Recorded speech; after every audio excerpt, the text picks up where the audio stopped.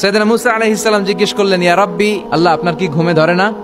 আল্লাহ বললেন, কোনো কথা বলা যাবে না, দুইটা গ্লাসের ভেতরে পানি নাও, পানি ভর্তি গ্লাস নিয়ে তুর পাহাড়ের উপরে দাঁড়াও। সাইয়েদনা মুসা আলাইহিস সালাম দাঁড়ালেন, আল্লাহরে আবার জিজ্ঞেস করলেন, আল্লাহ আমি জিজ্ঞেস করলাম কি আর আপনি করতে বললেন কি?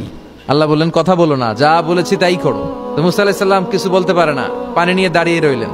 মুসা আলাইহিস সালামকে আল্লাহ বললেন, তুমি দাঁড়িয়ে থাকো আর ঘুম রে, বললেন ঘুম তুই মুসারে ধর। ঘুম যে এবার সাইয়েদনা মুসা আলাইহিস সালামকে ধরেছে, উনি ঘুমের ধাক্কায় আর থাকতে পারে না, একবার ডানে যায় আরেকবার বায়ে যায়। ঘুমের ধাক্কায় হঠাৎ করে কাত হয়ে পড়ে যায় আর গ্লাসগুলো মাটিতে পড়ে খান খান হয়ে ভেঙে যায়। আল্লাহ ডেকে বললেন, মুসা বেশি কিছু হেফাজতের তো দায়িত্ব দেই নাই, শুধু দুইটা গ্লাস হেফাজতের দায়িত্ব দিয়েছি। ঘুমের কারণে এগুলোর হেফাজত করতে পারো নাই, ভেঙে খান খান হয়ে গিয়েছে।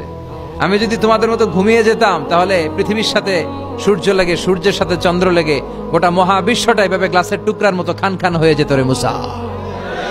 এজন্য লা তাখুযুহু সিনাতুন ওয়ালা নাওম, আমার ঘুমেও ধরে না, ঘুমের আগে যে তন্দ্রা আসে ওইটাও ধরে না।